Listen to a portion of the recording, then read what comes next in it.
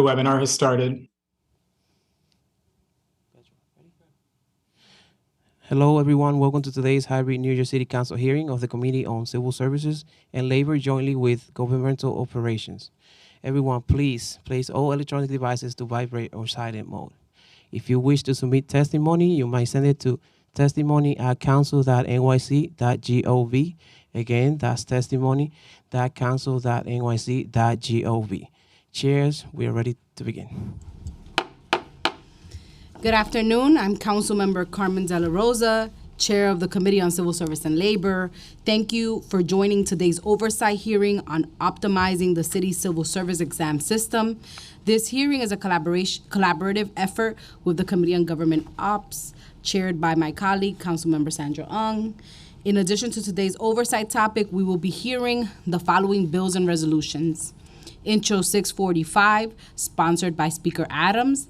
This bill would require that the Department of Citywide Administrative Service to offer civil service exams in the Department of Corrections facilities to all incarcerated individuals who meet the minimum qualifications.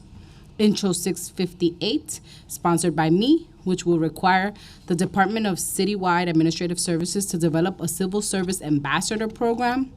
Intro 698, sponsored by Councilmember Ung, which would codify the Public Service Corps program. Reso 310, sponsored by me, calling on the state to raise the minimum wage annually by a percentage based on the rate of inflation. And Reso 311, sponsored by me, calling on the state to offer civil service exam training materials and assistance at all Department of Corrections and Community Supervision's DOCCS facilities. Today's hearing will center on how the city can improve administration of the civil service exam to optimize the functioning of its crucial system. Merit and fitness-based civil service exams have been the gold standard for good government practices for over a century. New York City has been a leader in developing a merit-based civil service exam, yet there is still a disconnect between the ideal and the practice. While the exam system should operate to safeguard the integrity of the civil service system, there are numerous opportunities to modernize this process while prioritizing equity and efficiency. The New York City Department of Citywide Administrative Services, DCAS, is charged with recruiting examinees, administering exams, maintaining an eligible list of potential hires, and communicating with candidates about their eligibility status. However, the protracted period for exam administration contributes to the city's inability to build, maintain, and quickly replenish the workforce. According to the 2022 Mayor's Management Report, DCAS took a median number of 246 days to administer an exam in fiscal year 2022, a decrease of 318 days in the prior fiscal year, and below the 290-day target, but a substantial amount of time nevertheless. In a February 2022 report, the State Comptroller pointed to the extended civil service hiring process as a factor that has led to local government staffing shortages, cautioning that such shortages could result in operational challenges, which we are feeling the effects of right now. Good government groups have pointed to long exam development times, low frequency of exams, and delays between exam dates, and point of hires as reason for the prolonged process. To ensure the city recruits a strong pool of candidates and remains a competitive employer, it is our responsibility to streamline the civil service exam process in order to support a continuous pipeline of qualified workers to city agencies. Legislation like my bill, Intro 658, is intended to support these efforts and the closely related objective of building a diverse municipal workforce that represents the broad scope of people and talent unique to New York City. Other innovations, like the New York City's Bridge exam, are a step in the right direction. This exam allows qualified applicants to apply for one exam, pay one fee, and take one multiple choice exam for multiple civil service titles. I look forward to hearing more about the benefits of this new exam option and what other innovations in exam system administration in exam system administration could be implemented to optimize the exam process. I'd like to thank the committee staff for their hard work in preparing for this hearing, Assistant Deputy Director Nick Connell, Policy Analyst Elizabeth Arts, as well as my Chief of Staff and Deputy Chief of Staff James Burke and Kiana Diaz, and my Communications Director Frey Familia. Now I would like to turn it over to our co-chair, Councilmember Ung, for her opening statement. Good afternoon. I'm City Council Member Sandra Ong, Chair of the Committee on Governmental Operations. I'm thrilled to be conducting today's hearing jointly with the Committee on Civil Service and Labor. I would like to thank my co-chair, Council Member Carmen De La Rosa, and her team for all their hard work in putting this hearing together, and our Speaker Adrienne Adams for her leadership on this important topic. I would like to welcome my colleagues who have joined us today. It's Council Member Dinowitz, Menon, Shulman, Moya, and Speaker Adams. At today's hearing, the committee will be examining the civil service exam system and looking at ways we can improve it. New York City government is in the midst of a staffing crisis. As of June, some agencies had vacancy rates as high as 27%. Since civil service exams are how most of these positions are filled, it is imperative that we ensure that as many city residents as possible have access to the civil service exam and job opportunities they afford. But we cannot just offer these exams in a vacuum and expect to get qualified candidates. We need to get out into our communities and inform people about these opportunities. Government jobs have always been a path for the middle class for people who have found other paths blocked. If we want a workforce that looks like New York City, we need to make the civil service exams available and accessible to everyone. The bills that we are hearing today will help make that possible. One of those bills, I'm happy to say, is the one I introduced. Introduction 698 will codify and expand upon the Public Service Corps Program, an initiative administered by the Department of Citywide Administrative Services, which creates internship opportunities at city agencies for both the undergrad and graduate students. It will require DCAS to recruit students for these internships from diverse backgrounds. DCAS would also be required to report annually on the program's progress, including demographic data about the students who participated. The goals of this bill is to create a pipeline of students from a variety of backgrounds that are ready and able to fill civil service positions upon the completion of their degree. I'm hopeful that this bill, along with the others being introduced by my colleagues today, will help fill the many agency job vacancies with a diverse pool of well-qualified employees, and that may not have been traditionally considered civil service careers. I look forward to discussing my bill, along with the bills proposed by my colleagues, in greater detail with the administration. And with that, I'd like to thank members of the public and the representatives from DCAS who have come to testify today. I want to thank Nicholas Connell, CJ Murray, Elizabeth Arts, Erica Cohen from the central staff for their work in putting this together. Finally, I would like to thank my own Chief of Staff, Alexander Hart, for his assistance. I also like to recognize Councilmember Bottcher and Brewer who will join us today. And now I would turn it over to Speaker Adams. Thank you so much, co-chairs. Good afternoon, everyone. I'm Adrienne Adams, Speaker of the New York City Council, and I also thank everyone who's joined us today. Thank you, Council Member Carmen De La Rosa, Chair of the Civil Service and Labor Committee, and thank you, Council Member Sandra Ung, Chair of the Governmental Operations Committee, for convening this joint hearing on the city's civil service exam system. With the largest municipal workforce in the country, New York City cannot function without the ongoing dedication of approximately 300,000 public servants who teach our children, protect our communities, and ensure that we have clean streets and parks, among other things, to enjoy. In return, the civil service offers labor protections, career advancement, and economic mobility through important employment benefits. For many, it offers financial security and the pathway to a stable, fulfilling life. And I know this from my own family's experience with the civil service, how rewarding it can be. My own mother served for almost 2 decades in our city's Department of Correction, where she retired as a captain. Her career allowed her to support our family and raise my sister and me in Hollis, Queens, where we had many opportunities to thrive and grow. My mother's civil service career was a contributing factor to our safety, health, and well-being. Given the benefits of civil service, it is important that these opportunities are available to the widest array of New Yorkers, especially those who too often lack access to them. We want our public servants to be reflective of the communities that they serve, which is why we are pursuing the legislative package we're hearing today. In addition to the essential bills and resolutions from my colleagues, we will also hear testimony on my bill, Intro number 645. If enacted, this bill would require the Department of Citywide Administrative Services, or DCAS, to offer civil service exams in Department of Correction facilities to all incarcerated individuals who meet the minimum qualifications. Additionally, this bill would waive the fee for civil service exams for individuals in DOC custody and for individuals enrolled in reentry services or services related to alternatives to incarceration. As we all know, offering an opportunity does not guarantee results, and that is why, in addition to offering exams, my bill would also require DOC to offer exam preparation to all incarcerated individuals, and the Mayor's Office of Criminal Justice, or MOCJ, to provide information regarding civil service exams to organizations it contracts with for reentry or alternatives to incarceration programs.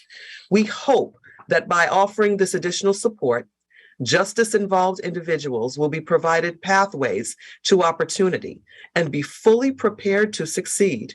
Lastly, my bill would require DCAS to report annually on the number of incarcerated individuals and individuals enrolled in reentry or incarceration alternative programs who participated in city-provided exam preparation programming or took a civil service exam in the prior year. Through this legislation and the other bills we're hearing today, we hope that we can facilitate bringing a wider variety of people to the civil service and offer more New Yorkers the chance to secure meaningful, long-term, and financially beneficial careers. I look forward to hearing testimony from the administration on this package of legislation, but before they begin, I also would like to thank the committee staff and everyone working in the background for their assistance in this hearing. And now I turn it back over into the hands of our chair, Councilmember De La Rosa. Thank you so much, Madam Speaker, for your leadership and for this wonderful bill you've put forward today. I want to recognize that we've also been joined by Council Members Shulman, Dinowitz, Menon, and Feliz. And I'll turn it over now to the committee counsel to swear in the first panel. Thank you, Chair. We will now hear testimony from the administration. Before we begin, I will administer the oath to all members of the administration who will be providing testimony or available for questions. Please raise your right hands. Do you affirm to tell the truth, the whole truth, and nothing but the truth before this committee, and to respond honestly to council member questions? You may begin.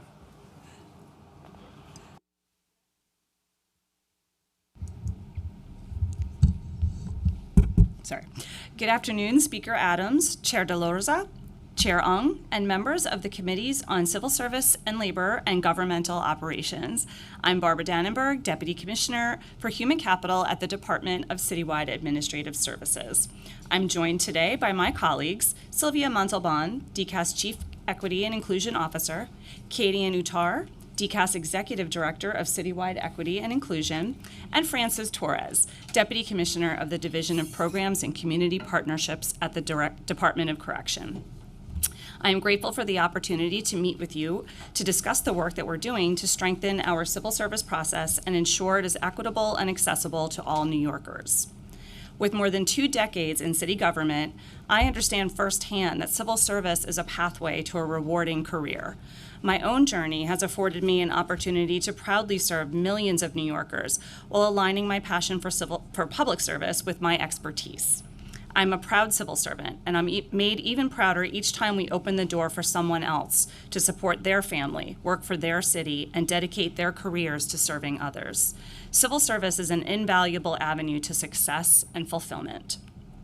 After years of diligent effort and with support from our agency and labor partners, we're proud to say that we are in compliance with the state laws that govern the civil service process regarding provisional service. It marks a time in our journey where we are best suited to implement programs and initiatives that can bolster outreach to the most vulnerable and underserved populations. We serve and support more than 80 agencies, and we continue to be nimble and tailor our civil service exam offerings to meet the hiring needs of each agency and create a qualified pool of applicants to draw from.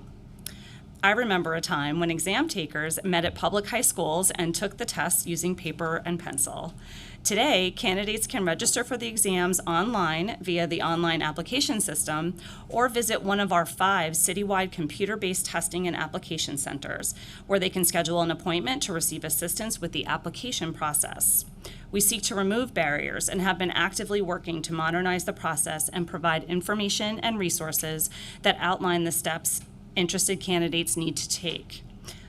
Leaning on technological advancements is among the many ways we're working to cast a wider net and reflects our commitment to fair and equitable access to the civil service process. I will now take a moment to explain more about the civil service process and programs and initiatives DCAS has in place to make the process more accessible and transparent for all New Yorkers.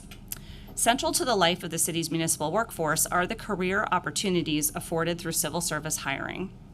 As the largest local government employer in the country, we provide a wealth of career opportunities with numerous professions, a clearer path for growth, and great benefits.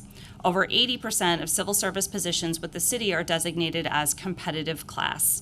These roles require an exam to qualify and range from law enforcement, emergency services, administration, technical positions, and more. Civil service, a system based on merit and fitness for the job, serves as the foundation on which the city identifies qualified employees. Through the civil service system, applicants are afforded opportunities to prove their suitability based on an objective assessment of their demonstrated knowledge, skills, and abilities for entry-level and senior-level roles at our city agencies. Civil service also serves as a path to the middle class for underserved and underrepresented communities. That's why it's important that we operate the civil service system fairly, equitably, and expeditiously. DCAS continues to work diligently to introduce system improvements, strengthen collaborative partnerships, and reduce the provisional workforce as required by law. DCAS also integrates innovative approaches to recruit new, quality talent through Civil Service 101 information sessions and other outreach events. Between April 2020 and August of 2022, our Office of Citywide Recruitment participated in over 480 events, reaching over 23,500 participants. Civil Service 101 is a comprehensive information session tailored to prospective employees and job seekers who want to learn more about the civil service process and make it easier to understand. The goal is to demystify the civil service process and dissociate it with being slow and arduous. By reframing the civil service process, we hope to attract the best candidates to work for our city. It's important to note that while civil service exams establish a viable candidate pool for city jobs, the civil service process is distinct from the hiring process. The hiring process occurs at the agency level, with agencies working in close collaboration with our colleagues at OMB. Ultimately, the hiring process hinges upon vacancy availability and funding. DCAS utilizes exams to equitably identify candidates who demonstrate the necessary knowledge, qualifications, and skills to excel in specific roles. The 3 types of examinations are open competitive, which are available to anyone who meets the minimum qualifications, promotion, which are available only to permanent employees or employees with disabilities who qualify under our 55A program, and qualified incumbent exams, which are available to those who already work for the city as a provisional employee in certain job titles after 2 or more years of service. DCAS has worked to improve the cycle time of the examination process and to break down barriers to careers in civil service.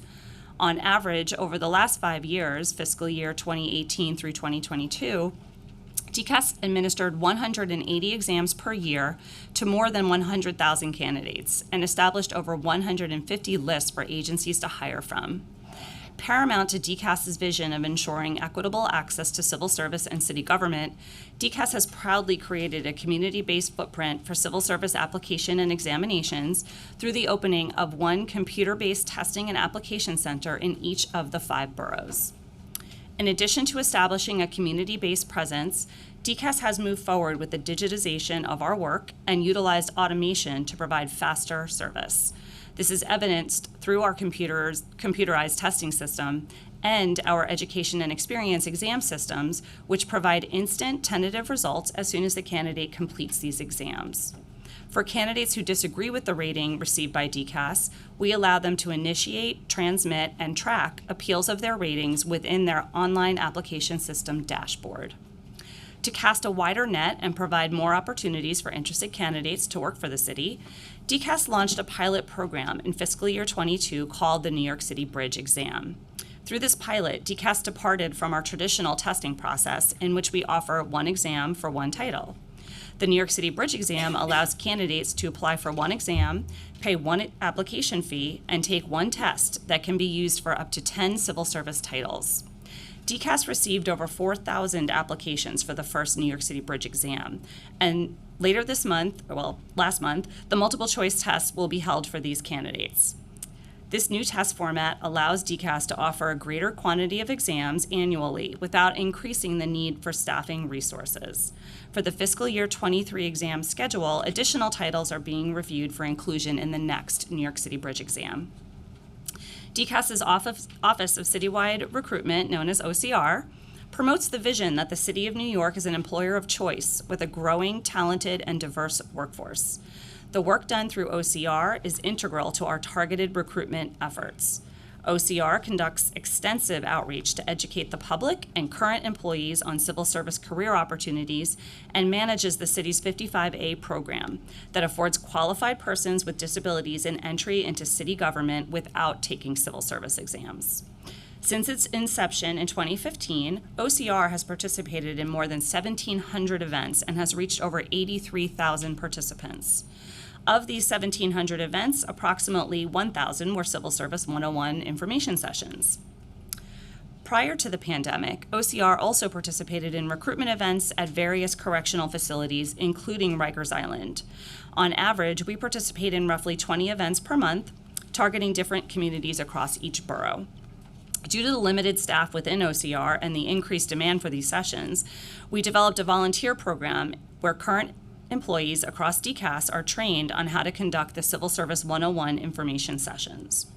OCR is now working on expanding that program to include employees working at different city agencies and will be conducting train the trainer sessions for agency recruitment staff so that they are able to effectively communicate with their job seekers about the civil service process.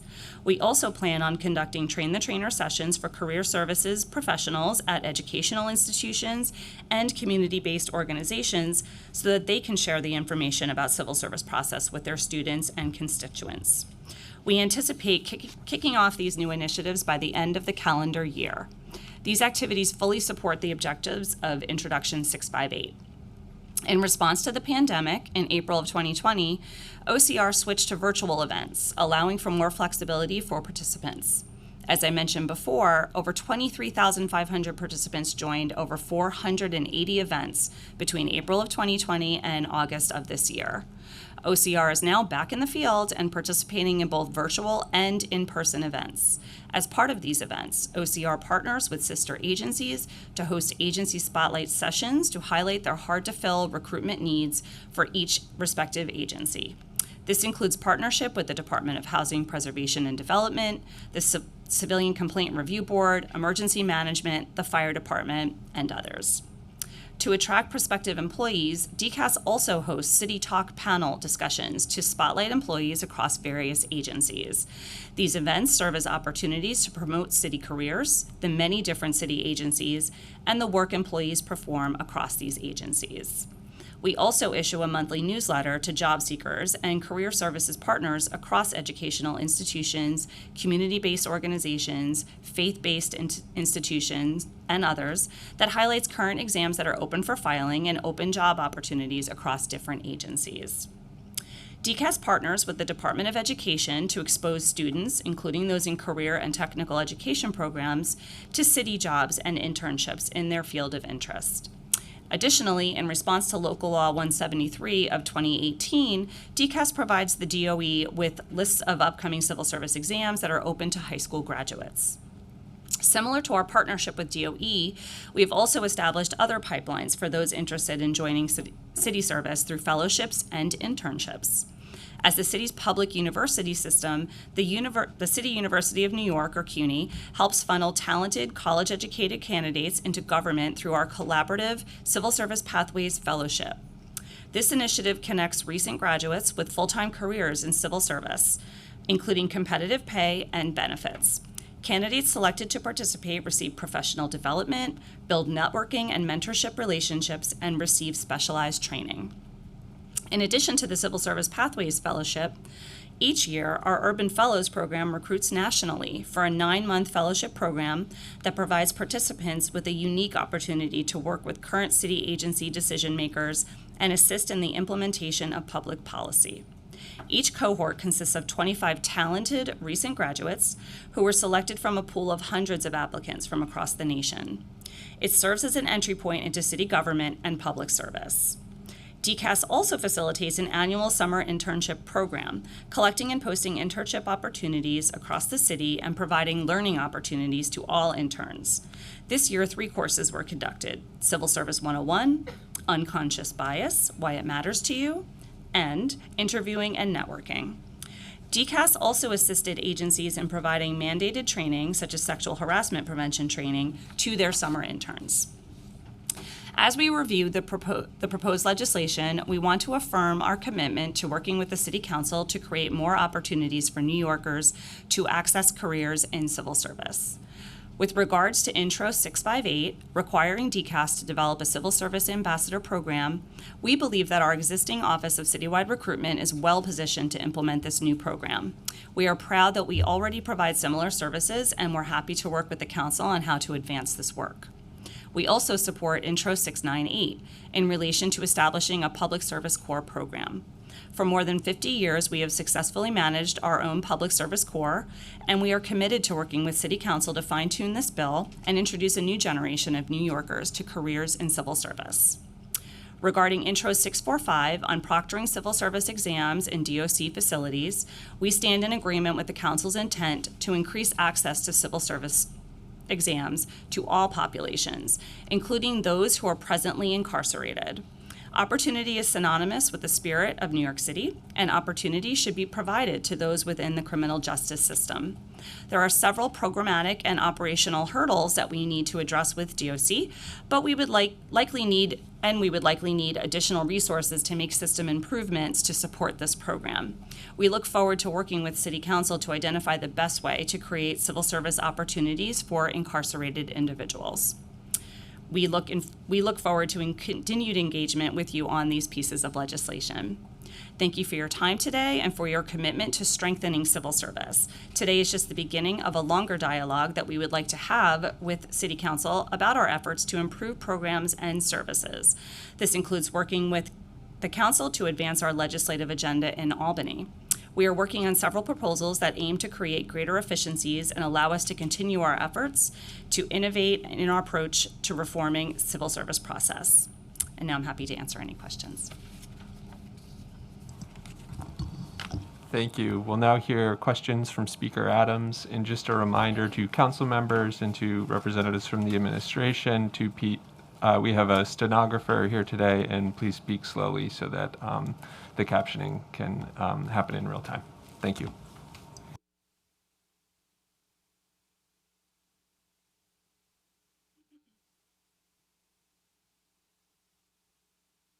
Thank you so much. Thank you, Modi, and thank you all for being here today. I'm just going to ask a couple of questions, then I will defer to my colleagues. I'd like to focus on my legislation, Intro 645. Has the city done any outreach to previously incarcerated people to encourage them to take a civil service exam at all? Oh. Sorry, I'm trying to look at you and speak into the microphone. I apologize. Thank you for your question, Speaker Adams. I'll just pretend that you're in front of me here. To answer your question in short, yes, we have, and I'm actually going to ask my colleague, Katie Anutar, to fill you in on the details of our recent outreach efforts. Thank you so much. Yes. Oh, it's not on. There you go. Thank you. We actually do work with organizations that work with individuals that are justice impacted. Actually, I'm proud to say just yesterday we held a City Talk panel conversations with the Bard Prison Initiatives as well as Department of Health and Mental Hygiene and our DCAS Investigations Unit. This was an opportunity for us to kind of bring our current agencies, employees within agencies and job seekers together to kind of address some of the challenges that we face with individuals who are previously incarcerated, also addressing some of the challenges that agencies may have in targeting that particular population. But we wanted to show that there is an opportunity. It's an untapped talent pool. There are a lot of opportunities there. And so providing this avenue for individuals that either are justice impacted themselves, either or recently hired within an agency, and so the agency has that initiative to hire individuals who are justice impacted, or to walk them through what happens within the investigation process so they become more familiar with what that process looks like. So it was a really successful event with over 70 people attending.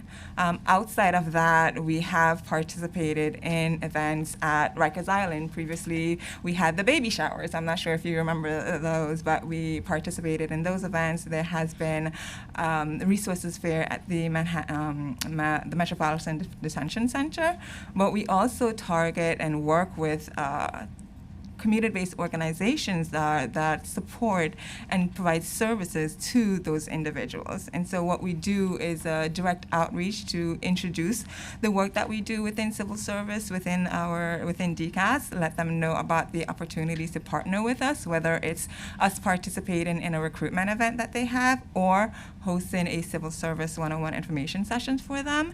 And we're looking to work with that community to also engage and think about the questions that they may have that we don't typically address in these sessions and tailor our presentations to make sure that we are answering the questions that their job seekers may have. And so we do know that there is an opportunity to advance the work that we're doing with that particular community. And we recently hired an AmeriCorps member who will be with us until June. And that person will be specifically focused on targeting outreach toward the justice impacted community and making sure that we have a robust partnerships with organizations that work with that community.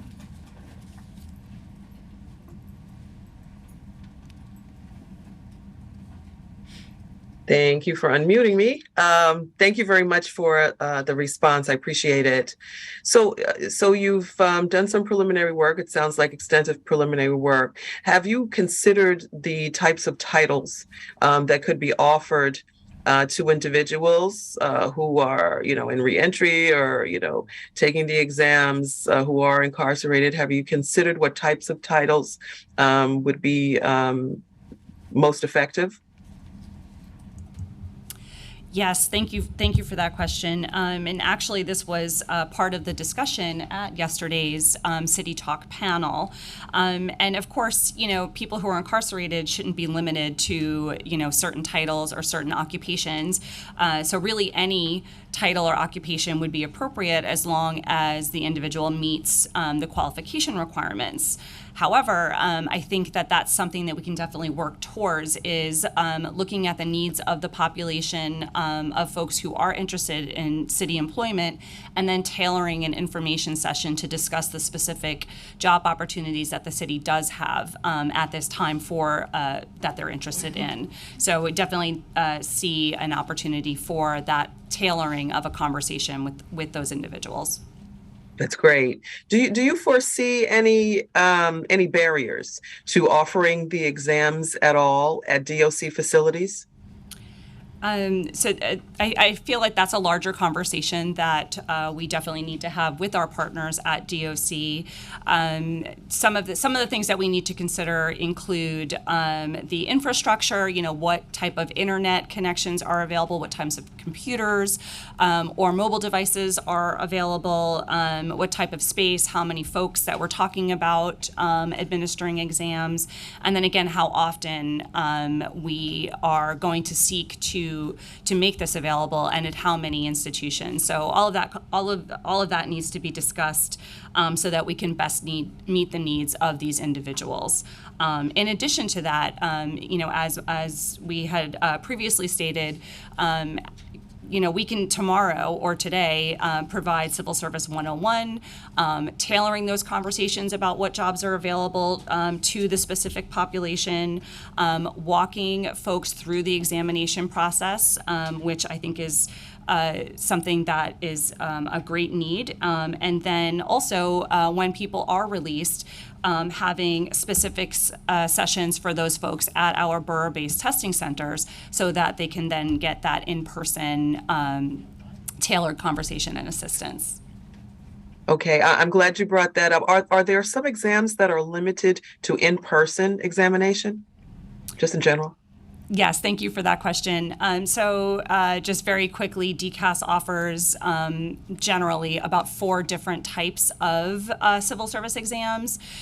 So the first type is education and experience, which is fully online and can be taken from anywhere. And that's a type of exam that you may have heard of, like a resume review or training and experience, and very commonly used with the federal government. So that's one type of exam. Another type of exam is the multiple choice test, which most of us are familiar with just from our school days, if I can think back that far, where you're given a question and there are 4 options for response, A, B, C, D, and then you choose the best answer. Those exams, you can apply for those exams online, but in order to take those exams, you must take one of those exams at our testing centers. And then we also offer 2 other types of exams, practical and physical. So the practical exams are for those skilled trades where you really need to show that you have the skill to do the job. So think of jobs like welder, painter, where you have to actually show that you have that skill before a city agency will offer you employment. And then the physical exams are tailored to, which again is in person. And then the physical exams where some of our jobs have a very physical component, such as sanitation worker or firefighter, and so there will be a physical in-person portion of that exam as well. So of the exams that are available online, that would be the education and experience, and again, any of our exam applications or our exam information is also found online. Okay, thank you. Just a couple more. My bill would also require DCAS to report on the number of people incarcerated, or excuse me. Oh, I'm going to pass it along. I've got a cough. Sorry. Okay. We will hear from our speaker soon again. But in the meantime, I do have some more technical questions. I do want to recognize we've been joined by council members Caban, Hanif, and Joseph. So how many civil service titles are subject to competitive examination? And does DCAS administer all exams by a standard that meets its own merits, or is there room for improvement in that exam system? Thank you for that question. So there are currently about 800 civil service titles that are competitively tested for within the city. And during the course of our job analysis, which is sort of the first step, once we determine that an exam needs to be administered, we would perform an analysis of what that job entails. We would interview current incumbents and basically get the statistics of what type of work is involved, and also what type of qualifications folks need to have in order to perform that work. And all of that informs what type of test format that we utilize for that test. So that I hope that speaks to the second part of your question. The room for improvement? Oh, well, there's always room for improvement. As I said in my testimony, that we have made leaps and bounds over the last 20 plus years of my time here at DCAS in the way that we administer civil service exams, in the length and the amount of time it takes to go from taking the exam to actually establishing that civil service list, and also demystifying what civil service is and how to obtain one of these really great jobs in city government. Civil service is the foundation upon which government service is founded. However, to folks who are not familiar with government, it can seem very strange because it is different than any other job application process you would normally go through. Yeah. And then you mentioned the recruitment centers. I always ask this question. One, is there information available in multiple languages? That's important. And the test is just in English, I'm assuming, right? Yeah, so all civil service exams are in English. One of the requirements for civil service jobs are that you can understand and be understood in English. Now, that doesn't mean you have to have perfect grammar and everything else. So again, I don't want people to see that as a barrier for when they're taking exams. And yes, at our testing centers, the staff that are there in person do speak English. Some do speak other languages. However, if someone comes in and wants to ask a question in another language, we have a phone system where they can reach an interpreter through that phone, and that way can receive assistance. Yeah, just to say that it is a barrier, language access is a barrier, even, for example, in like the citizenship exam, right? When you reach a certain age, you are offered the exam, for example, in your native language. Sometimes a person can perform a job duty even if they can't communicate in English or take an exam in English, right? And then that leads me to my next question before I pass it back to Speaker Adams, who I see is back with us. There is a question that has come up with talking to some workforce advocates about unnecessary barriers. For example, credentials required for certain titles that create a barrier to entry. One example they mentioned is like a bachelor's degree that is required for food handlers, although the requirement is not necessary to perform the job. So how do you all counterbalance when there is a credentialing requirement and that skill or that credential is not necessary for the job they're applying for? Thank you for that question. So we routinely look at the qualification requirements of our titles. As I stated earlier, that we have very, very many. And we work really closely with our agency partners who are actually hiring these folks, and they know who's coming through the door, who can do the job, who may or may not meet the qualification requirements that as stated today. And we also work with our labor partners, again, to make sure that our qualification requirements actually meet what is necessary in order to perform the job. So one of the things that we do when we're setting qualification requirements, it's part of that job analysis that I had spoken about earlier, where we work with agencies and current incumbents of the jobs in order to determine what those qualification requirements might be. We also take a nationwide look, and we'll look to see what industry standards there are, for titles that require or jobs that require licenses. There are some things that are beyond the control of what we can set, but certainly if there are jobs where agencies are having difficulty finding qualified people because of the qualification requirements, that is definitely something that we can adjust and work with agencies. Great. I'll pass it back to Speaker Adams. Awesome. Thank you so much, Chair De La Rosa. Apologize for that. I just wanted to get one more, maybe two more out regarding my bill. It would also require DCAS to report on the number of people incarcerated or involved in reentry that have taken a civil service exam. So I'm just interested to know, what type of tracking do you currently do to monitor who is taking and also passing the tests? Thank you for that question. So what we currently do in order to understand who is taking our civil service exams and where they're coming from, because that is something that's very important for us to know, we collect demographic information that's voluntary on the test taker side, and we can take a look at that demographic information. It includes things like address, so we know where they live. It includes race, gender, their qualifications, what their skills are. It can include a lot of information. So we definitely can track where our test takers are coming from that way. We can also track what their level of qualification is, so their level of education, for example. As long as people indicate that, that is something that we can report out on.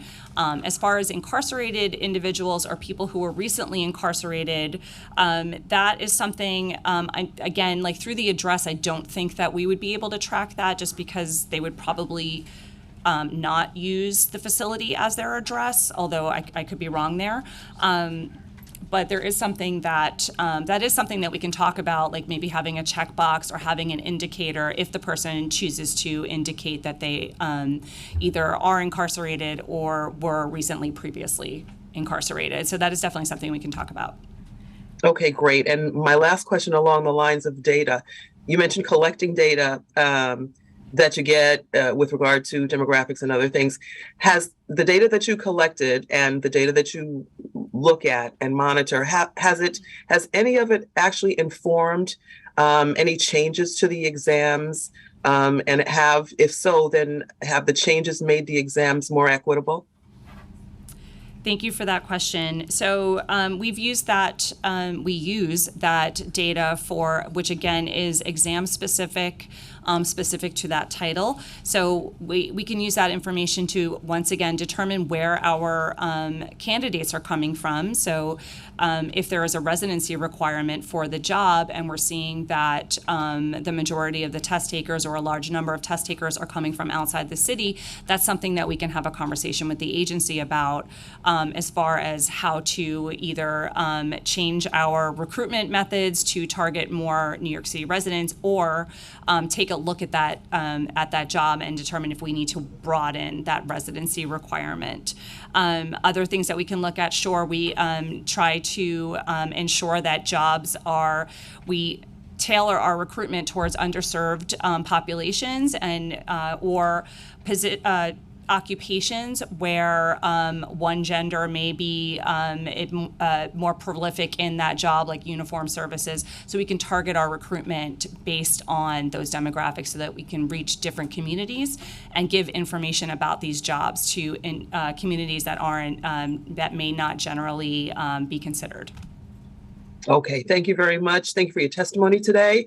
And once again, I thank both chairs for their work on this hearing. Thank you so much. Thank you. Thank you so much, Madam Speaker.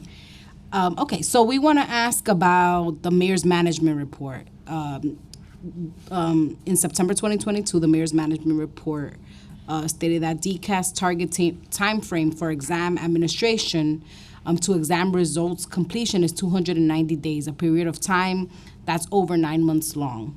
Can you explain the steps of the exam administration so that we all have the same understanding of what's being measured and reported in the Mayor's Management Report?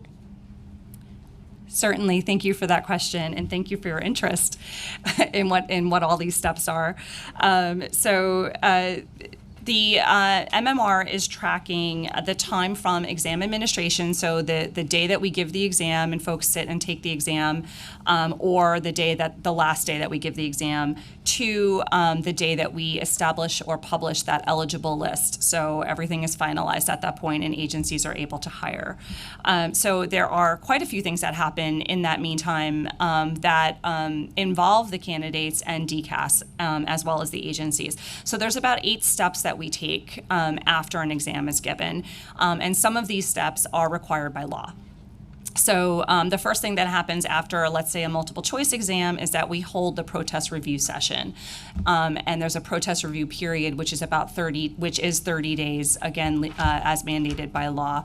The protest review period is for candidates to challenge DCAS's exam items. So if they found that a question that was on the exam didn't seem right, or they saw the answers and they think their answer is better or as good as the answer that DCAS is providing, this provides candidates the opportunity to make that challenge.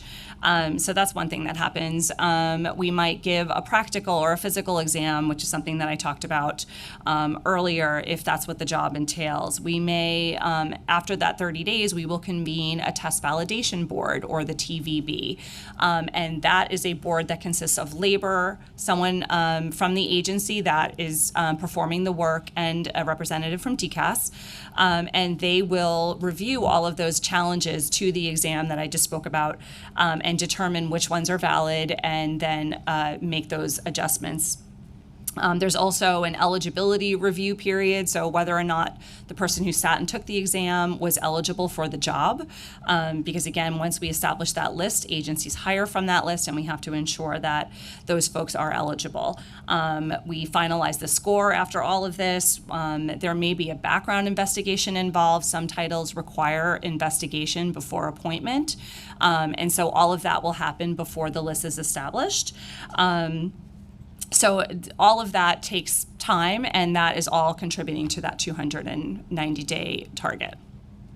Okay, and so I'm assuming that the target is determined based on how much time it takes to kind of complete each of those steps. Correct, and that time can vary, and I think that you've seen that in the number of days that it's taken over the years for this process to be completed. So depending on the exam, some exams may have a quicker turnaround time than others, depending on how many parts there are, how many people take those exams. We can have exams where 100,000 people take them, and those take a little bit longer to process. So it really, that will impact what that number looks like, depending on what type of exams we gave for that fiscal year. And is DCAS exploring any ways to reform the exam to reduce that time frame? Yes, we are constantly looking for ways to shorten that time frame, because we agree that the faster we get to establishing the eligible list, the quicker that we get people to the agencies eligible for hire.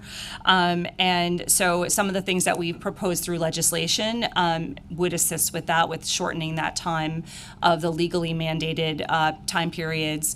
And then also automation, continuing to automate as much as we possibly can of this process, so that we can take that manual aspect out. Great. I have more questions, but I'm going to pass it on to Chair Ung and then to any colleagues who would want to ask questions. Thank you, Chair. I have a couple of quick questions. Just following up what you were testifying before about credentials and job titles, is there a list, public list about the credentials that goes with job titles? Thank you for your question, Chair Ung. I would say the most publicly accessible way for folks to see what qualifications they would need for a job is on the exam schedule itself. Mm-hmm. Every year, July 1st, DCAS releases an annual exam schedule. And with that exam schedule, we include the job description and also those qualification requirements, so that, before an exam opens for filing, folks are aware of what those qualification requirements are. Thank you. And is there a either yearly or are there some forms of reviewing those credentials that's associated with job titles or qualifications? That it's generally a partnership between the hiring agency and DCAS or labor, because again, DCAS, we give the exams, we establish the list, but agencies are the ones who are interviewing these folks and actually hiring and working with them. So it's generally a collaboration between them that, like, listen, we're not getting candidates that we need, or we've got lots of internal candidates that would be great fit for this job, but they don't meet this qualification or whatever. And so we'll work with them to, tailor those qualification requirements so that they are representative of what is actually necessary. Great, thank you for giving us more information on that. And also, just from your testimony, you said there was a established community-based presence. What does that mean? What does that entail in terms of the community-based presence? I certainly believe that having a testing center available in each of the boroughs is a community-based presence, that we are bringing civil service to people where they live or work, instead of just one location in Manhattan or something like that. So we are trying to set that presence, also trying to offer more options for folks to come into our testing centers. You don't have to just take a test. You can come in and you can find out about other jobs. You can come in and, again, use our interpreter phones. You can come in and get information on how to register to vote. So we're trying to make these more ingrained in the community, and we look for any opportunity to share our spaces with the community so that there is that collaboration and that open dialogue. That's great. So I look forward to working together with you on that in my community. I certainly know there's a lot of interest in the community about civil service jobs. And I just have a couple of questions about the bill I'm introducing.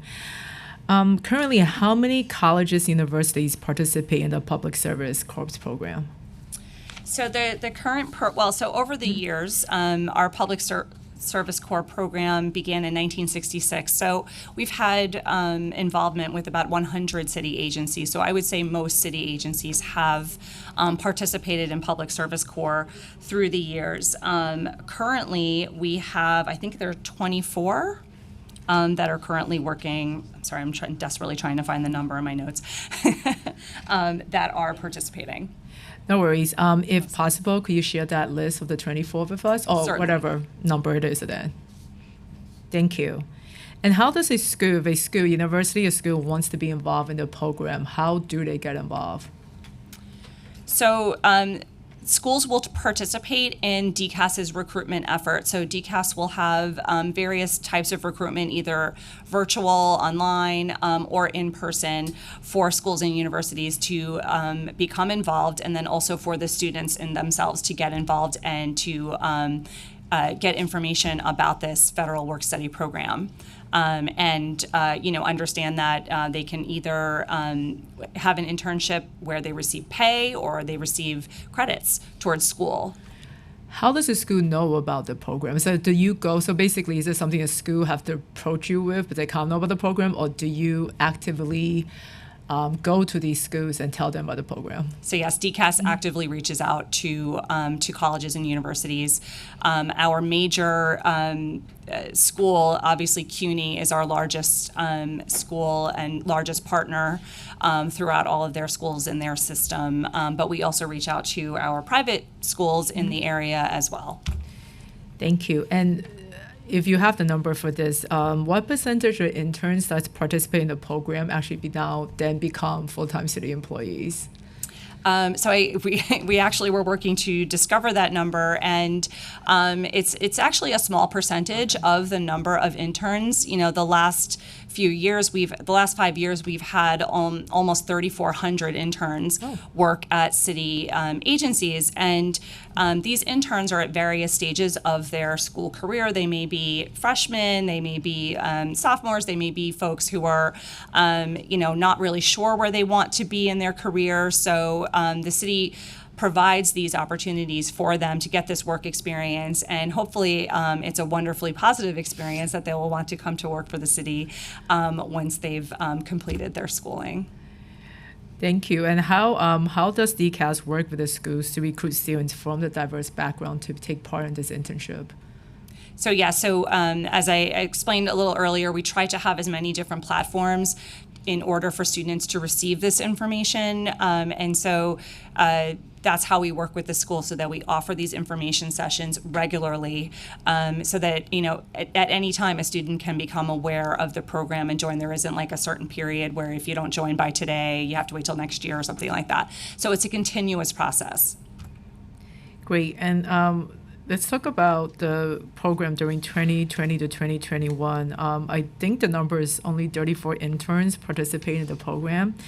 That is down from previous years. Do you think that was due to the pandemic? Is there other factors? Is there something, do you think, I hope next year that we will go back to the levels that it was or more? Yes, we definitely saw a downturn in the number of students who were interested in this program due to the pandemic. I definitely think that was the largest factor. We are seeing that students are coming back. So right now we've gotten up to 89 in recent months. So again, we're very hopeful that we will either reach those numbers as in previous years or hopefully exceed them.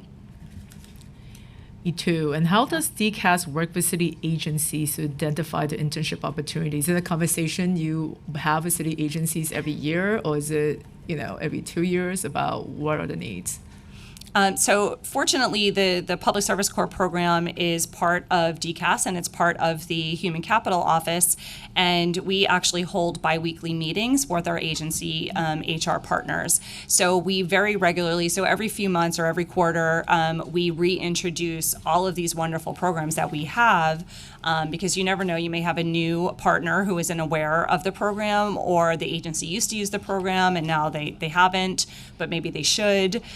So we regularly, again, provide this information because these are fantastic opportunities for agencies to, first of all, introduce city employment to new prospective employees, but also to have positions filled by an intern.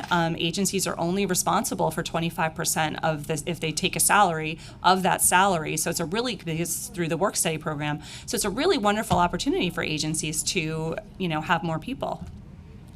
I agree. Thank you. And my last question, I think this is going back to Chair De La Rosa's question about, language abilities and credentials.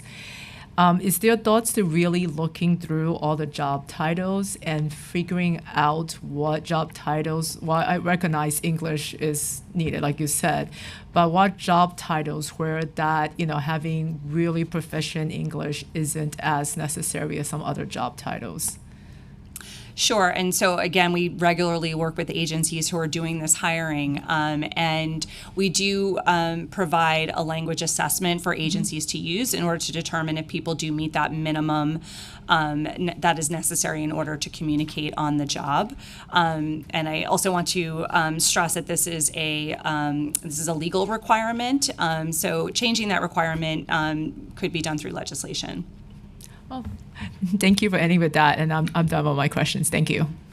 Thank you. Thank you. We have Councilmember Brewer, followed by Councilmember Honey for questions. Just in terms of the public service, I think I know every program in the city, and I don't know this program, so that's a problem. So you need to tell elected officials what it is, and then my newsletter is 100,000 people, so we'd be glad to tell people. We all know Urban Fellows, but we don't know this program.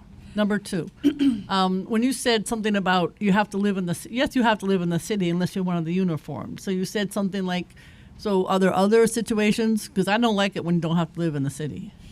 So are there other situations that you don't except for the uniform? Because you said you check to see if people are applying from outside the city. Then ostensibly they have 90 days to move in. Is that the deal? That is correct. Okay, try to get rid of them and get people who live in the city. And then the final issue is, it's my issue. I know the mayor wants everyone to be working full time, but we got 24,000 vacancies in the city of New York, and nobody's going to come work for the city. So are you getting complaints that people are not able to be hybrid, even though half the folks are hybrid? The mayor may not know that.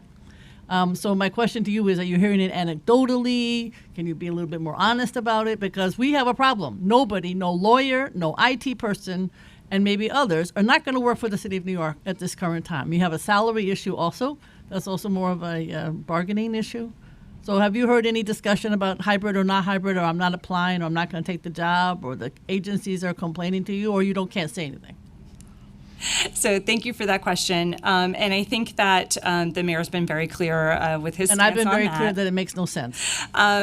However, so what we do is we choose to focus on other flexible scheduling options that we do have available. So flexible days when people, you don't have to show up to the office Monday through Friday, 9 to 5, right? So, changing that scheduling of when people can either report to work or leave work. Some people would like to work later. Most people would like to work earlier. Offering those weekends. If you have an office, it's available on the weekend. So, and I personally have staff that take advantage of this as well. Some people like to, it offsets childcare. It offsets all kinds of other, activities and things like that. So focusing on ways that we can flexibly schedule our employees is something that we're encouraging agencies to do. But you do find, even anecdotally, that people want more flexibility in the time that they're in the office and working elsewhere. Yes, she does. Thank you very much.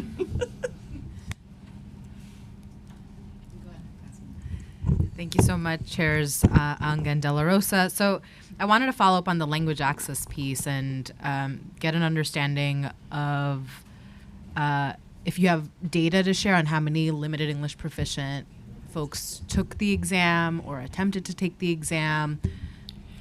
We don't collect data on language proficiency. So I mean, if we could probably gather that information anecdotally from agencies, but we don't have that. We don't track that information.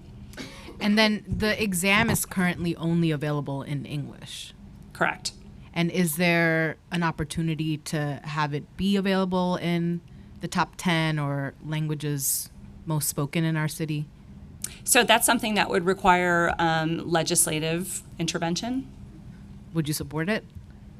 I think that opening our opportunities to a broader audience is something that we're all wanting to do. So we're all looking forward to doing that. Great. And then, I was a former Brooklyn College student, so really appreciate that CUNY is one of the largest partners. But, I didn't know about the Public Service Corps or just other kind of program available to learn about the civil service opportunities. I'd love to just understand what is the process of engagement with CUNY schools. I mean, I went to most majority student of color body, children of immigrants, first generation. So just curious how information is reaching students. Right, so we do hold those information sessions, and that is absolutely an area where we would like to reach more and more people. This is a fantastic program. Most students, I think, first learn about this Public Service Corps opportunity through their work-study office. So I think that that's another misnomer, that people think that this is, it is part of the federal work-study program, but it is its own separate and distinct program.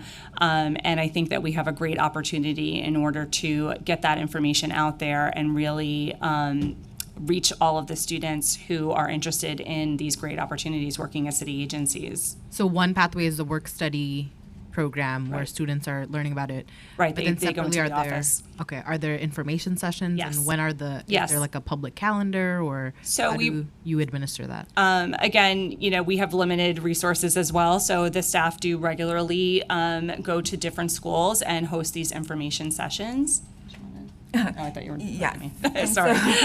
Thank you. A part of the Civil Service 101 outreach that we do is we particularly focus on CUNY schools and different colleges and universities too, whether it's participating in a resource or career fair that they may be hosting. And every time we go out, we show about not just the exams, but the different pathways of getting into city government. And so if we're doing a Civil Service 101 sessions, before we get to the examination process, we're talking about the different paths that people can use and take to get into city government. And so if we're doing it virtually, we're walking them through that page on our job board to say, hey, this is where you go if you want to learn more about these types of internships. If you are, receive work study, then this is an opportunity for you to do so, and then provide them with additional information where they can get that, connect with our Public Service Corps program. So we do direct outreach with CUNY. We have participated and worked with all of the 2- and 4-year colleges and have a continuous relationship with the CUNY graduate program. And we're always looking for different ways. If there's a panel conversation that we can participate in, we're there. If there's just a resources fair, we're there. As long as we have the capacity to be there, we try to make sure that we're working with these CUNY schools as much as possible. And could you share how many since the start of this year, how many info sessions there were or events that you all participated in across the CUNY pipeline? So I'll need to get back to you on the CUNY specific events, but for colleges and universities, we've participated in over 450 events, which includes information sessions as well as career fairs. Our November calendar is filled with events that are happening across the different CUNY schools. Great, thank you. Thank you. I have a few more questions. In the 2022 Mayor's Management Report, DCAT said that in FY23, the agency will continue to empower applicants to apply for the civil service exam online and to administer specific automated exams with faster reporting times. Can you describe what features make an exam a good candidate for automation, and has DCAS automated all exams for which automation would be appropriate method of examination at this point? Thank you for your question. So we consider most exams are appropriate for automation, other than the in-person physical and practical examinations that we discussed earlier. We do think that an online platform paired with our current testing centers and offering that in-person assistance as well is definitely the goal of where we want to be in the future. Great. On the testing centers, do you all keep like demographic data on the communities that examinees are coming from? We definitely have that information, so we can certainly pull that information. Again, it would be specific to the exams that they took, so it would be exam specific, but we can definitely put that information together however you're interested in seeing it. Yeah, I think it would be interesting to see, for example, like in Manhattan, the center is in Lower Manhattan, correct? So I represent Upper Manhattan, and not to be selfish, but it's a long commute for some folks to come all the way downtown. So in that case where the center is like, and thinking of communities that are transit deserts, Queens, Brooklyn, Staten Island, right? How do we know that like the folks who are taking advantage of the center aren't just like folks that are in that immediate vicinity, and that there's kind of like borough equity in the way that people are navigating their way towards the center? So one way that we can try to understand that is that when we are inviting people to our testing centers to take those exams, we look to see where they're coming from. And because we, if you live in the upper part of the Bronx, we're not going to invite you to take the test in Staten Island. So we do take a look at that when we are sending those invitations, so that folks who are closest in that area to that community are able to take the test close to home. Now, somebody may want to take a test closer to where they work. And if we don't know where they work, if they're not a city employee, we don't know where they work. So they can always request to change and take a test at another test center instead of the one that they were assigned. Okay. Has DCAS conducted any studies or performed research to compare the city's hiring process with that of the private sector in an attempt to identify whether the length of time it takes to get hired in the municipal workforce from application to onboarding deters candidates from joining the municipal workforce? So thank you for that question. It's kind of hard to compare the two when we have a civil service system that definitely adds more layers and more steps to the process for most city jobs. However, an area where I feel that we do excel is in our recruitment. I don't think private industry or private jobs do as an intense and thoughtful recruitment as the city of New York does in order to reach all populations and including those that are underserved. Okay. There's a question here around the scores. Currently, the city scores exams and then establishes ranked order lists of candidates. From the ranked order list, the hiring managers must select from one of the three highest scores on the eligibility list. The system is referred to the 1 in 3 rule. Many other jurisdictions have moved away from this system and transitioned to a band scoring, which establishes statistically equivalent range. Proponents argue that band scoring is more equitable process and provides managers with larger hiring pools to find the best candidate. How does DCAS score the exams, and could the city use band scoring to create their eligible candidates list instead? So thank you for that question. DCAS scores our exams. The scoring is automated, and it is based on that individual's performance on that test, how they achieve their score. However, band scoring is something that the City of New York does utilize at times. We do administer exams, particularly our education and experience-based exams, which again are fully online. We receive very large numbers of test takers for most of our tests, right? So the passing score is 70. So the score is between 70 and 100. The numbers are limited. So we have very many test takers who score exactly the same on a civil service exam.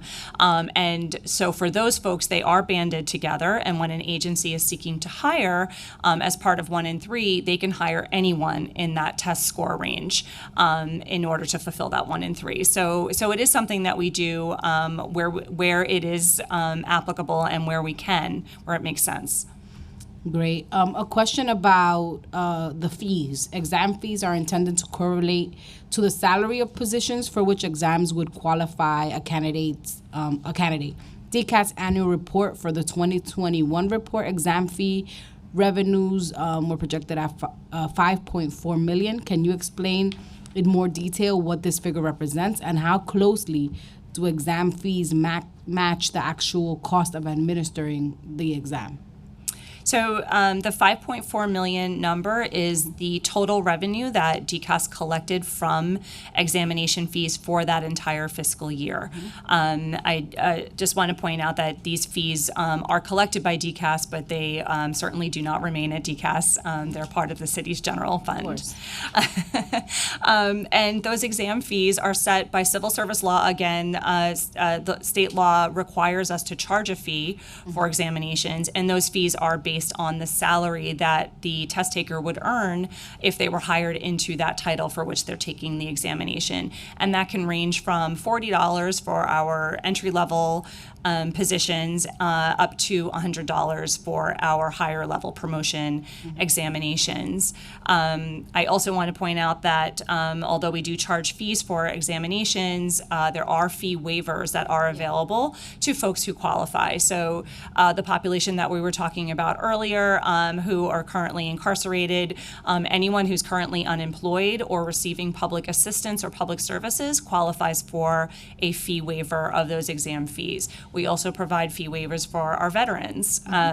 So there are, again, we're trying to keep civil service accessible to everyone. So I love the fee waiver, option, but it's kind of counterintuitive that we would charge a fee based on a job that someone doesn't have yet. So, I would think that it could create a hardship for someone who's trying to go for a higher position in that scale. So why is it based on the job the person is trying to reach rather than the cost of administering the actual exam? Again, it's in the law how we set the exam fees. Okay. But also, just to talk about an operational, we wouldn't know what it costs to administer an exam until we actually administer it. Because again, depending on how many people take the exam, what type of test it is, whether it's in person, whether it's online, that could change the cost per candidate. Great. And as you know, we've been holding a few hearings, and so we know that DCAS alone is not who decides the entire hiring process. So I do have a question about OMB and the level of communication and kind of in the process of hiring, right? Because if OMB says there's no budget line, right? So can you describe that sort of relationship correlation from the administrating of the test to the actual hiring process? Certainly, thank you for that. We set our exam schedule every year, as I said earlier, with, of course, modifications that are made throughout the year depending on agency need. And when we determine what exams we're going to give for that year, we take a look at where provisional employees are serving. So who needs the opportunity to take a civil service exam who currently already works for us. We also reach out to the agencies beginning in January to see what their upcoming hiring needs are, where they're seeing attrition, and where they think that their needs will be in the upcoming years. And so all of that information together determines what titles appear on the exam schedule. Okay. And we try to keep a regular schedule of examinations so that we don't have a civil service list that's exhausted and has no people on it, and we haven't given an exam again yet. So we would like to keep that constant flow of candidates to agencies, and that's what we strive to do. OMB's piece of the hiring is, as you indicated, they determine whether or not there is a budget for each agency to hire whichever employees in what area that the agency is looking to hire. That does not impact our examination schedule because budgets change from year to year, and an agency's hiring need is going to come through. So even during the pandemic, when we were giving examinations and the city had a hiring freeze, we were still offering those opportunities for jobs because we knew that agencies would begin hiring again and that there would be a need for these qualified candidates to be available to hire. Great. And in your testimony, you talked about the Office of Citywide Recruitment, and you said that due to limited staff within OCR and an increase in demand for these sessions, we developed a volunteer program. But I want to know more about that staffing need at OCR. Do you have more details you can share? Certainly. I'm going to turn that over to my colleagues. Thank you. So within the office, we typically, whenever we participate in events, we would usually have 2 individuals that are going out to different events. So today, for example, we're in Brooklyn, and we're also in the Bronx at the East Tremont Library. And so in order to make sure that we're reaching the different communities, we usually utilize different volunteers from either human capital because they're intimately familiar with the civil service process, or we open it up to other individuals across the agencies who are interested in moving forward or learning more about the civil service process for themselves, but for professional development, because they also get to learn about doing presentations. But we also try to find out different ways that we can enhance the resources that we have. So how many staffers do you have in that specific recruitment office? Do you know that?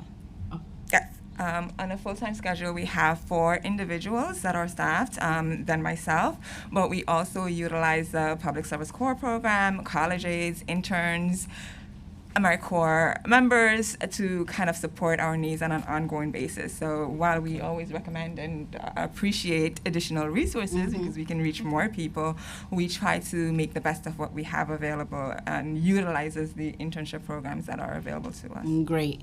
And I just use that point to say something I've been saying at all the hearings. So those of you that have been here repeatedly will hear me say this repeatedly. We're concerned about, the proposal for pegs across city agencies, given that we already know from previous hearings that most of our agencies are operating with high vacancy rates. So I just want to put that on the record again for our mayor and the administration to consider and continue to talk as we go through this budget modification process. I don't know if Councilwoman Ung has a... Thank you. I actually just have one question.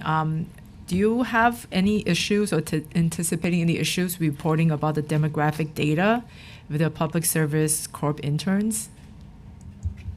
We can certainly provide that data. So the Public Service Corps demographics over recent years show that our interns are majority female, over 60%, and majority non-white, over 70%.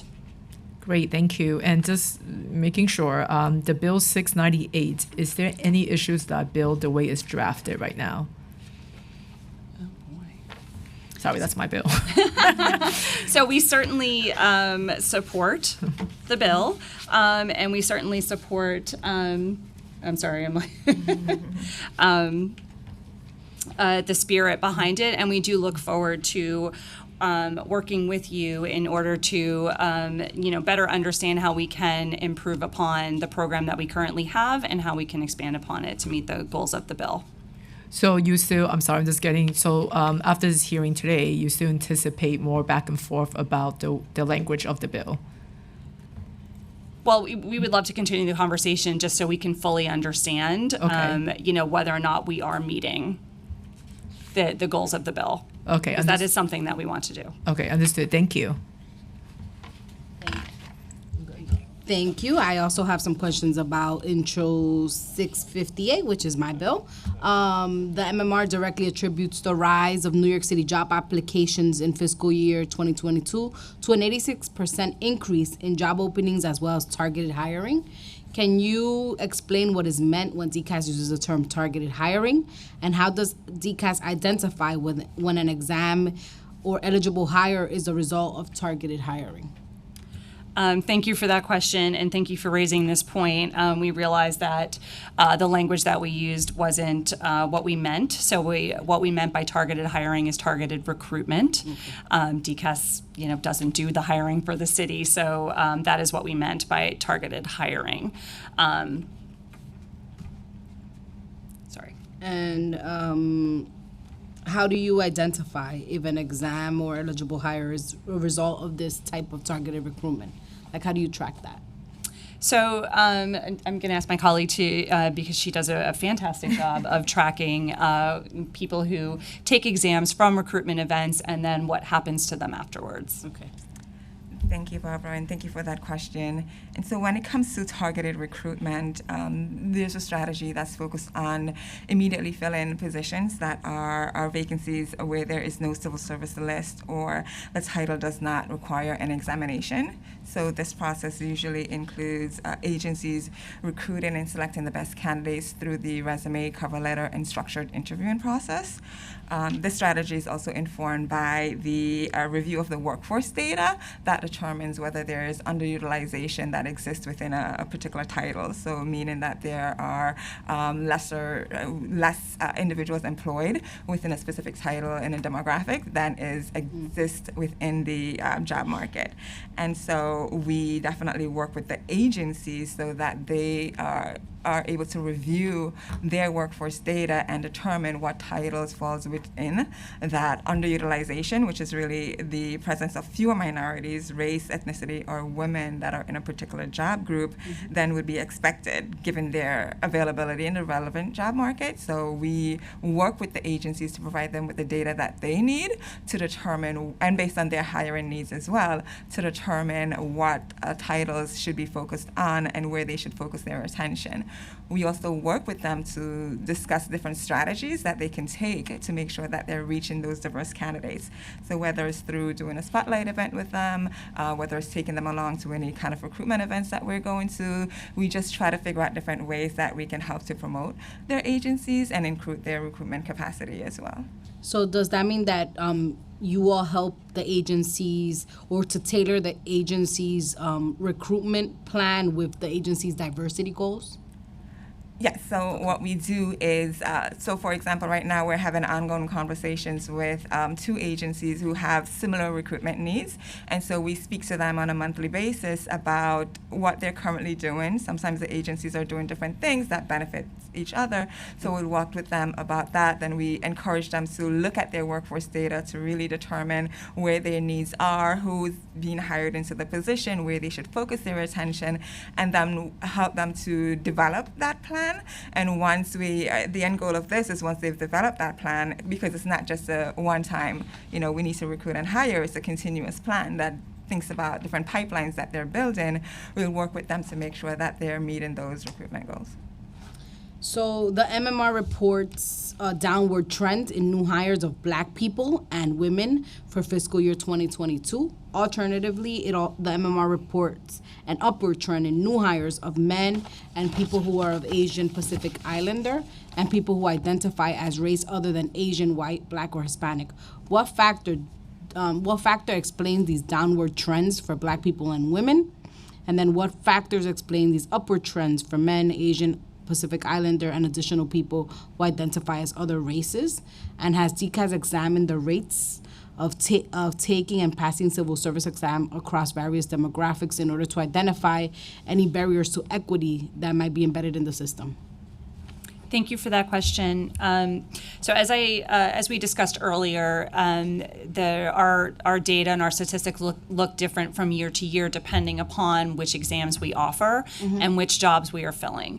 So for last year, the majority of the hiring was done in the uniform services. So think of our officers and that type of employees where the majority of the hiring or the majority of that workforce is very strongly male and strongly leans white. So that is a reason for that change in last year's demographics, just because that's where the hiring was happening. And those are job titles for which there is massive hiring. So if we have a hiring in those areas, it can definitely skew. And that's where our recruitment efforts, not just at DCAS, but at the agency level, really come into play with, doing that outreach and reaching communities and letting them know about these jobs so that we can change what that candidate pool looks like. Mm-hmm.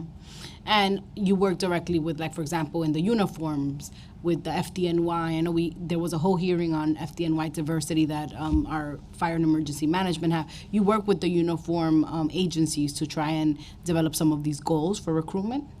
Correct. And specifically with the fire department, DCAS is very involved with their recruitment and scheduling of examinations and testing of candidates.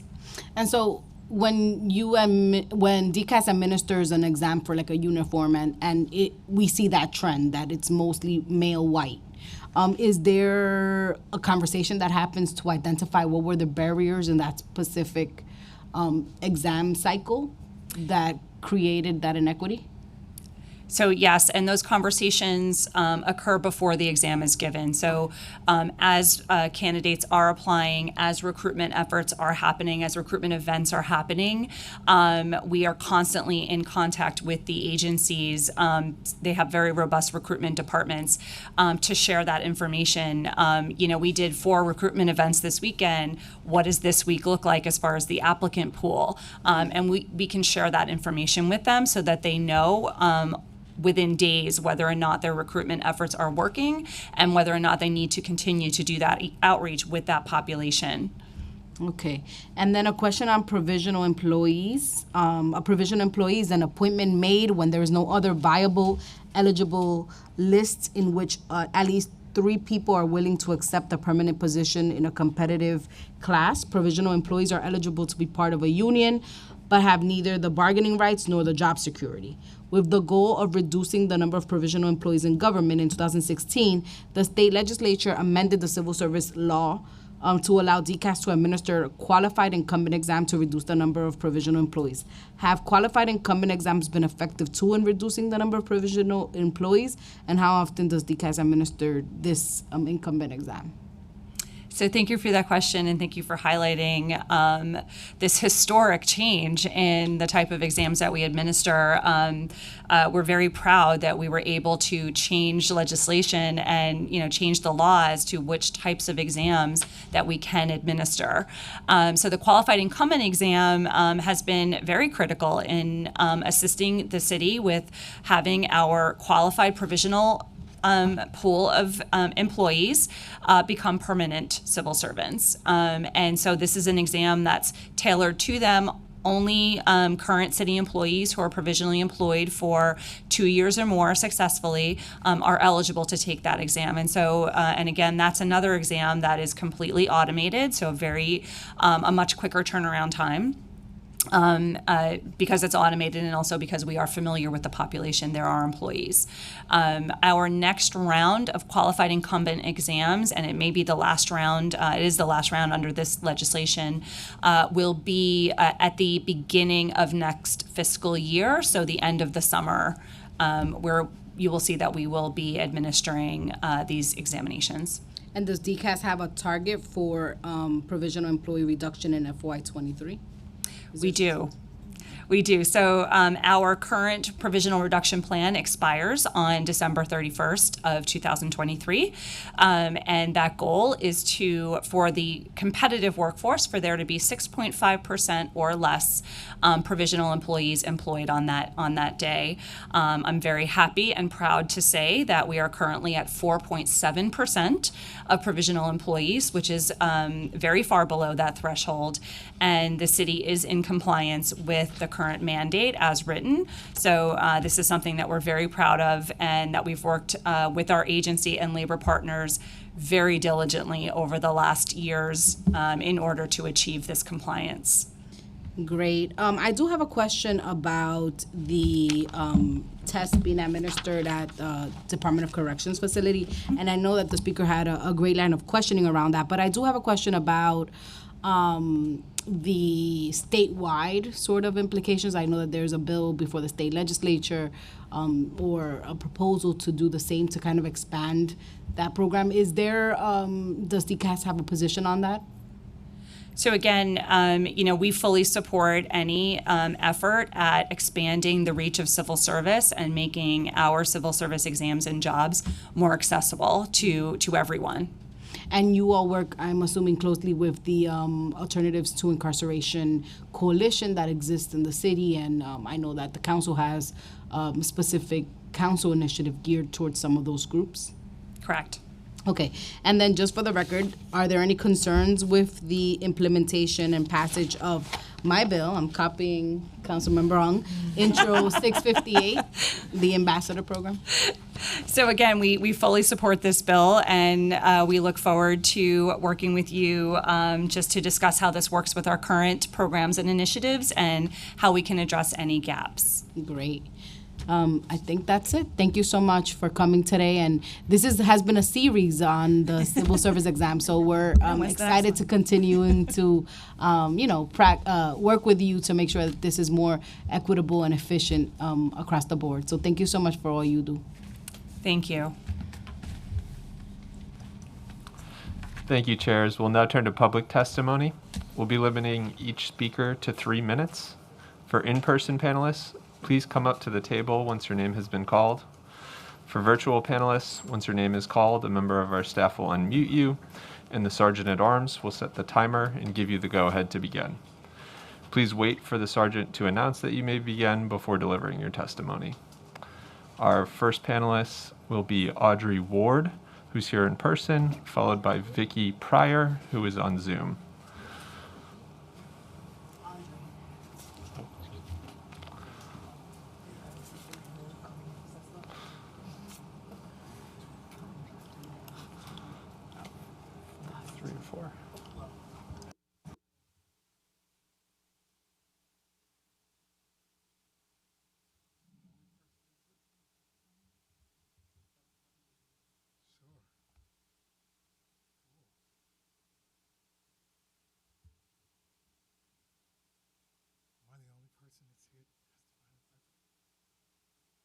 We give you extra points for coming in person. You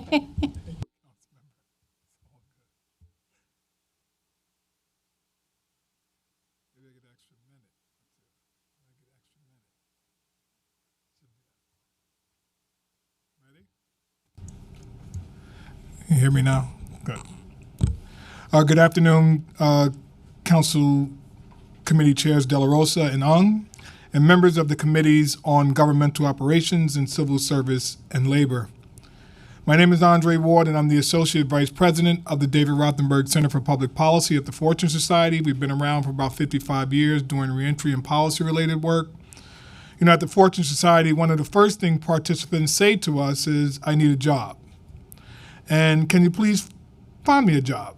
You know, this is the constant plea we hear, whether the participant has just come home from prison, has been mandated to participate in some way in our Alternatives to Incarceration program, or has come to us voluntarily to begin or resume engaging in our services.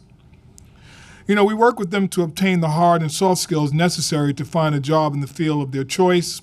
This includes counseling them on how to talk about gaps in their resumes due to incarceration and other periods of instability.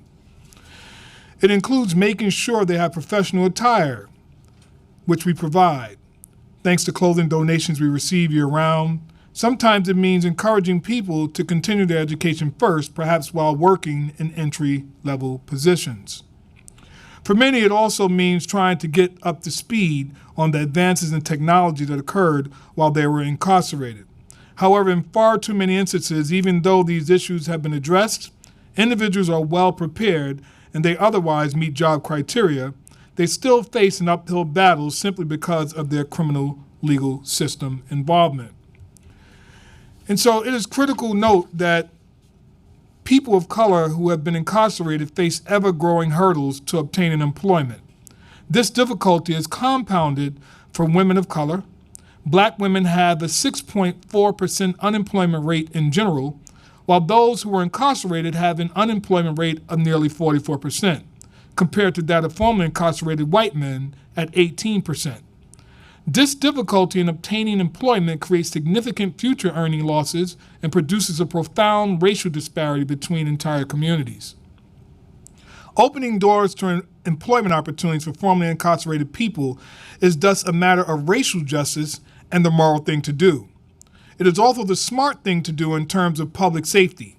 Numerous studies have shown that people are more likely to desist from crime if they are employed. Higher quality employment with access to benefits and the potential for upward employment mobility are even more likely to play a role in desistance. There are many theories about the connection between employment and desistance, such as the relief it provides from economic pressures and the benefits of engaging in a highly structured routine.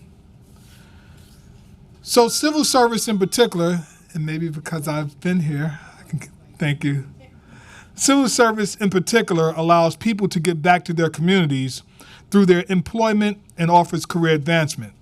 Intro 645 and Resolution 311 would provide pathways to the kind of stability and opportunity that too often eludes people despite their best efforts when they come home from prison and jail. Finally, offering access to information sessions about civil service exams and the exams themselves to provide to people while they are held in our city jails also sends a clear message to them. This is a moment in your life. You have potential despite any hurdles, and we want to see you make something of yourself. That kind of message is invaluable. For all these reasons, the Fortune Society is pleased to support the bill and resolution before the committees that would expand access to civil service exams for people involved in the criminal legal system, even while held in city jail or state prisons. We also trust that these committees and the broader City Council will monitor the implementation of Intro 645. Successful implementation will depend on the ability of people in custody having access to the related programming and their ability to take the exams. Their ability will depend on DOC staff ensuring they have access.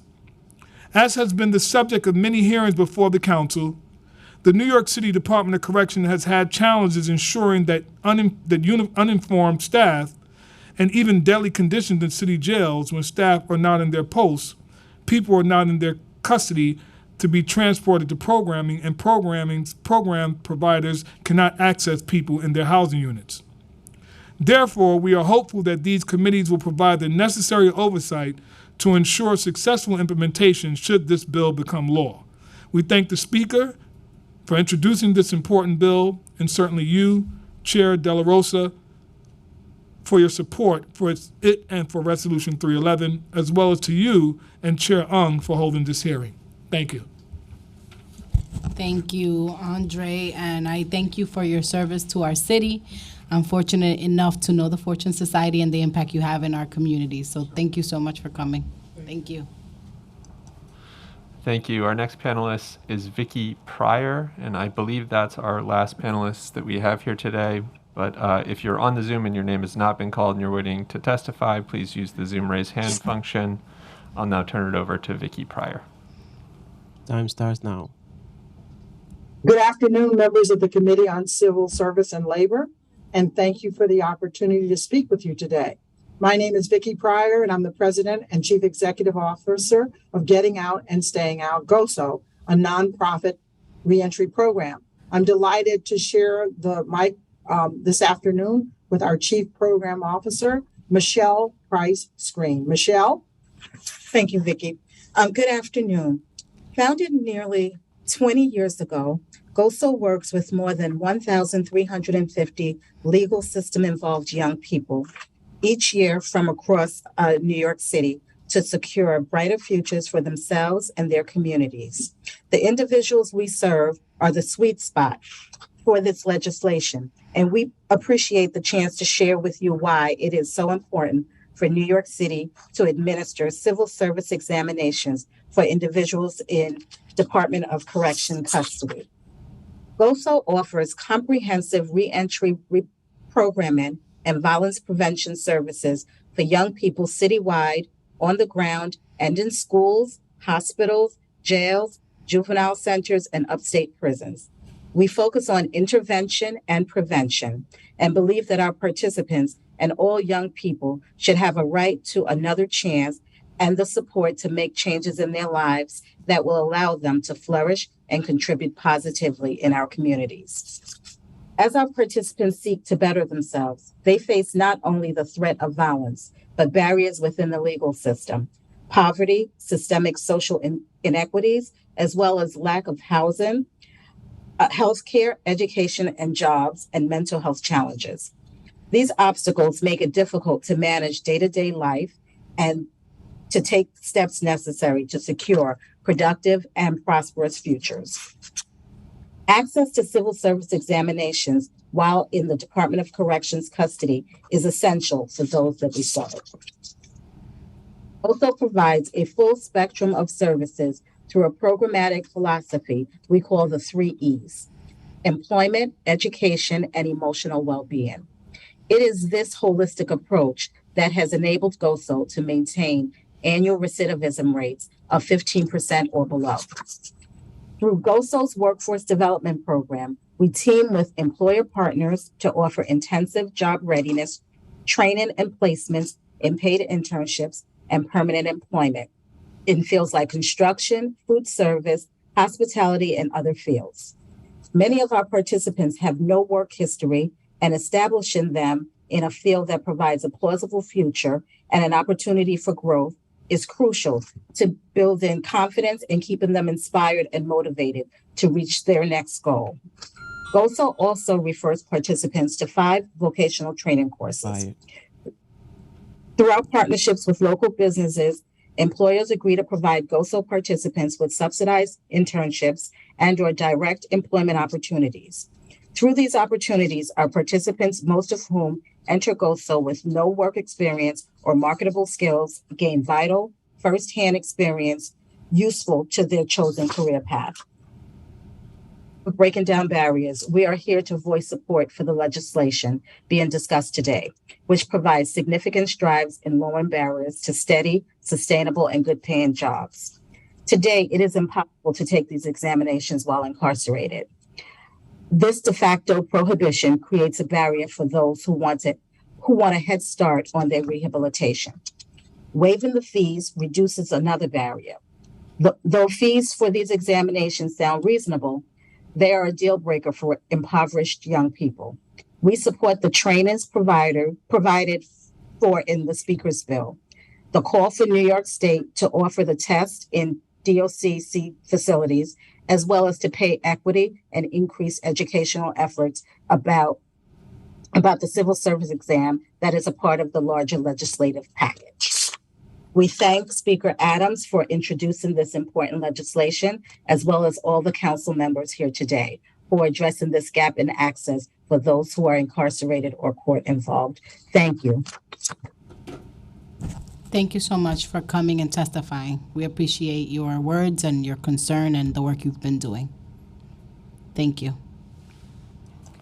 And chairs, there are no hands raised on the Zoom, no one else here in person with us, so I'll turn it over to you to close it out. All right. Well, like I said earlier, this is a series sort of that we've been doing on the civil service exam and what's happening over at DCAS. We thank everyone for coming over to testify and all the colleagues for their question and presenting legislation here today. And with that, the hearing is adjourned unless you want to say a few words. Oh, we're good. All right. Hearing adjourned.